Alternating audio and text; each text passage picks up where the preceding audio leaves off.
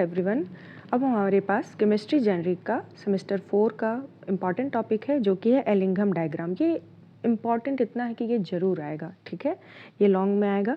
तो Ellingham diagram हमें देखना है कि ये क्या है। तो ये ग्राफ बनाया जाता है डेल्टा जी और टी के बीच में, मतलब गिब्स फ्री एनर्जी और टेम्परेचर के बीच में।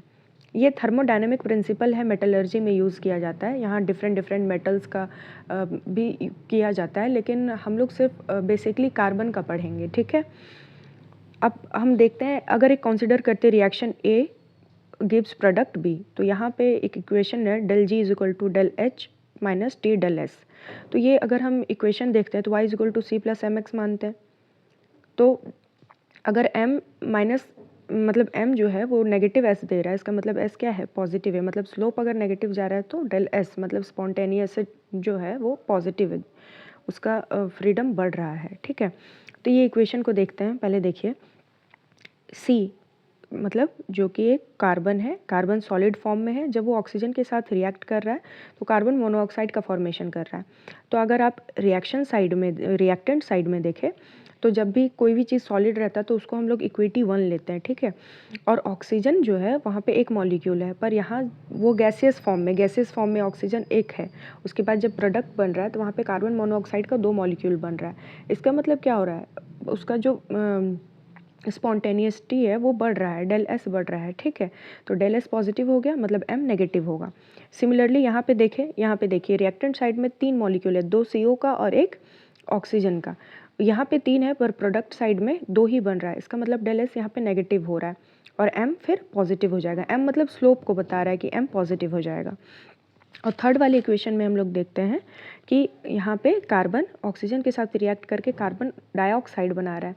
तो यहाँ पे ऑलमोस्ट देखिए, पहले तो हमने देखा है कि रिएक्टेंट साइड में जो सॉलिड रहता है उसको हम लोग इक्विटी 1 लेते हैं। तो ऑक्सीजन एक गैसियस मॉलिक्यूल है, इसका मॉलिक्यूल्स एक है, ठीक है। और प्रोडक्ट साइड में भी मॉलिक्यूल एक है। इसका मतलब इसका डेल एस नेग्लिजिबल 0 आएगा और इसका जिसका जो स्लोप है वो भी स्ट्रेट लाइन बनेगा। तो देखिए इक्वेशन 1, 2, 3 का अगर हम अलग अलग ऐसे ग्राफ बनाएं तो पहला का ग्राफ m नेगेटिव है, स्लोप नेगेटिव जा रहा है। दूसरा का m पॉजिटिव ऊपर जा रहा है और तीसरा का 0 है, मतलब हॉरिजॉन्टल एक सिर्फ लाइन। अब तीनों का हम इक्वेट करके बनाए अगर, तो देखिए हमारे पास इक्वेशन ऐसा बनता है, ठीक है। तो ये है, ये ग्राफ ज़रूर बना दें, ये बहुत इंपॉर्टेंट है। यहाँ पे 2 चीज़ मेंशन करना मैं भूल गई हूँ।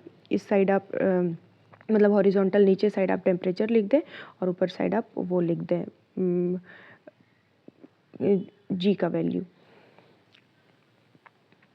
अब reduction of metal oxide to metal by C and CO takes place as follows. अब देखिए जब मेटल ऑक्साइड को रिएक्ट किया जाता है मेटल के मतलब C के साथ, कार्बन के साथ, तो कैसा कैसा रिएक्शन होता है। तो कार्बन जब मेटल ऑक्साइड के साथ रिएक्ट कर रहा है तो मेटल और कार्बन मोनोऑक्साइड का फॉर्मेशन हो रहा है। सेम कार्बन अगर 2 मॉलिक्यूल मेटल ऑक्साइड के साथ रिएक्ट कर रहा है, 2 मॉलिक्यूल ऑफ मेटल और कार्बन डाइऑक्साइड का फॉर्मेशन होता है। अब कार्बन मोनोऑक्साइड के साथ जब मेटल ऑक्साइड रिएक्ट करेगा तो मेटल और कार्बन डाइऑक्साइड का फॉर्मेशन होगा। तो ये जो अबव रिडक्स रिएक्शन हो रहा है उससे हमें ये पता चलता है कि कार्बन ऑक्सीडाइज कर जा रहा है CO या फिर CO2 में, और CO ऑक्सीडाइज कर जा रहा है CO2 में। तो इसलिए हम लिख सकते हैं कि डेल एस इज़ पॉजिटिव, मतलब डेल नेगेटिव जो है, सॉरी डेल जी जो है वो ज़्यादा नेगेटिव हो जाता है जैसे टेम्परेचर इंक्रीज़ करता है। क्योंकि हमने ये फॉर्मूला पहले ही देखा, del G is equal to del H minus T del S, है ना। तो अगर एस हमारा पॉजिटिव जा रहा है तो डेल जी है जो है वो नेगेटिव चला जाएगा।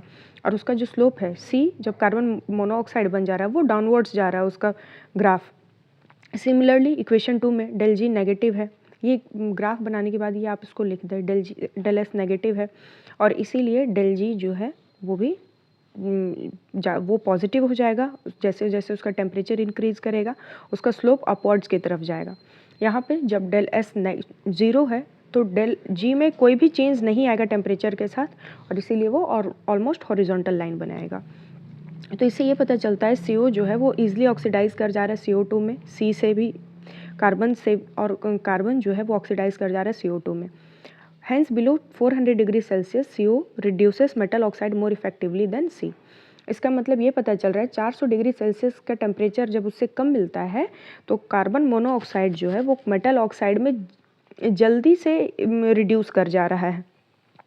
400 डिग्री सेल्सियस के नीचे कार्बन मोनोऑक्साइड जो है वो अच्छा रिड्यूसिंग एजेंट का काम कर रहा है कार्बन से भी ज़्यादा, और 400 डिग्री सेल्सियस से ऊपर CO जो है वो ज़्यादा स्टेबल है, कार्बन मोनोऑक्साइड ज़्यादा स्टेबल है कार्बन से भी, और इसीलिए ऑक्सीडेशन जो है CO का CO2 में वो डिफ़िकल्ट होता है C से CO2 की तरफ में।